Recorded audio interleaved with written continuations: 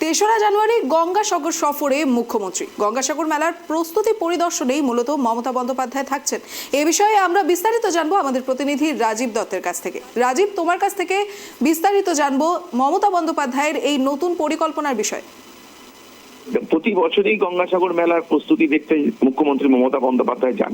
এবছরও তিনি যাচ্ছেন। ৩রা জানুয়ারি সকালেই তিনি হেলিকপ্টারে গঙ্গাসাগর যাবেন এবং গঙ্গাসাগরে হেলিপ্যাডে নেমে তিনি ওখানে ঘুরে দেখবেন, মেলার প্রস্তুতি খতিয়ে দেখবেন। ৪ তারিখে তিনি থাকবেন এবং ৫ই জানুয়ারি বিকেলে তিনি ফিরে আসবেন। এবং জানো যে গঙ্গাসাগর মেলাকে কেন্দ্র করে সারা ভারতবর্ষ থেকে লক্ষ লক্ষ পুণ্যার্থী আসে। তাই পুণ্যার্থীদের যাতে কোনো অসুবিধা না হয় তাই মেলা প্রস্তুতি দেখতেই তিনি যাচ্ছেন। সেখানে দফায় দফায় তিনি মিটিং করবেন কপিল মুনির আশ্রমে এবং ৩ তারিখে তিনি যাবেন এবং ৩ তারিখে তিনি কপিল মুনির আশ্রমে পুজো দেবেন। তারপরে তিনি ওখানে গিয়ে যে মেলা ক্যাম্পগুলো করা হয়েছে সেই ক্যাম্পগুলোতে তিনি দেখবেন যে কি ধরনের প্রস্তুতি রাখা হয়েছে যাতে পুণ্যার্থীদের কোনো অসুবিধা না হয়। জানো, এবছর মেলা শুরু হবে ৮ই জানুয়ারি থেকে ১৭ই জানুয়ারি পর্যন্ত। ৮ই জানুয়ারি মেলা শুরু হবে এবং চলবে ১৭ই জানুয়ারি পর্যন্ত। ১৫ই জানুয়ারি হচ্ছে মকর সংক্রান্তি, মকর পুণ্য স্নান। তাই বিশেষ সতর্কমূলক ব্যবস্থা হিসাবে জানো যে সেখানে প্রশাসনকে তিনি এর আগেই নির্দেশ দিয়েছেন। গত বুধবার নবান্নে তিনি বৈঠক করেন গঙ্গাসাগর মেলার প্রস্তুতি নিয়ে এবং সেই প্রস্তুতি মেলাকে জেলা প্রশাসন সহ রাজ্য প্রশাসনের পদস্থ অফিসাররা ছিলেন ইন্ডিয়ান নেভির অফিসাররা, কোস্টাল গার্ড, বিএসএনএল এর অফিসাররা এবং বিভিন্ন কেন্দ্রীয় সরকারের দপ্তরের অফিস যারা মেলাকে নিয়ে যুক্ত থাকেন। এবং এবছর মেলাতে পরিবহনের যাতে কোনো অসুবিধা না হয় সেই জন্য সরকারি বাস সেখানে নিয়ে যাওয়া হয়েছে। 2250টা বাস নিয়ে যাওয়া হয়েছে। পূর্ব রেলকে বলা হয়েছে, পূর্ব রেল ইতিমধ্যেই জানিয়েছে যে তারা 66টি স্পেশাল ট্রেন তারা শিয়ালদা থেকে চালাবেন নামখানা ক্যানিং রুটে।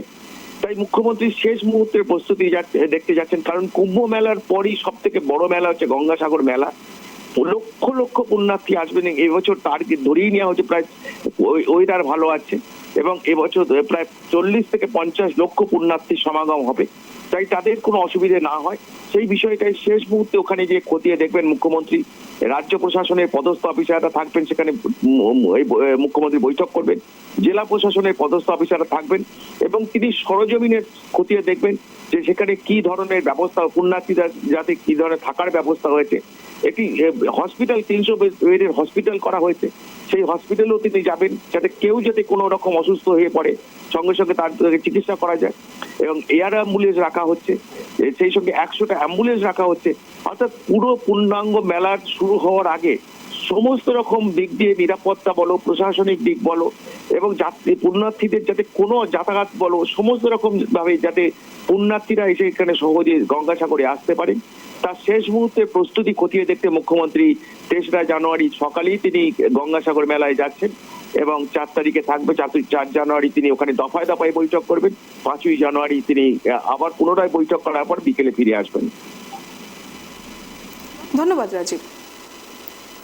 আর যেমনটা ইতিমধ্যেই আমাদের প্রতিনিধি জানালেন, গঙ্গাসাগর মেলাকে কেন্দ্র করে সম্প্রতি বৈঠকের আয়োজন করেছেন মুখ্যমন্ত্রী মমতা বন্দ্যোপাধ্যায় এবং এই গঙ্গাসাগর মেলাকে ঘিরে ঘোর আপত্তি জানিয়েছেন মমতা বন্দ্যোপাধ্যায়। মূলত মেলায় যাতে কোনো ধরনের কোনো অপ্রীতিকর ঘটনা না ঘটে সে বিষয়ে কিন্তু তিনি চাক্ষুষ পরিদর্শন করতে পৌঁছবেন গঙ্গাসাগরে এবং যেমনটা তার নির্ধারিত দিন ৩রা জানুয়ারি তিনি মূলত গঙ্গাসাগরের দিকে রওনা হবেন এবং সেই সাথে ৫ই জানুয়ারি তিনি কিন্তু আবার কলকাতায় ফিরে আসবেন এবং কলকাতায় ফিরে আসার পর আবারও নবান্নে এই মেলাকে ঘিরেই আরও একটি বৈঠকের আয়োজন করবেন মমতা বন্দ্যোপাধ্যায়।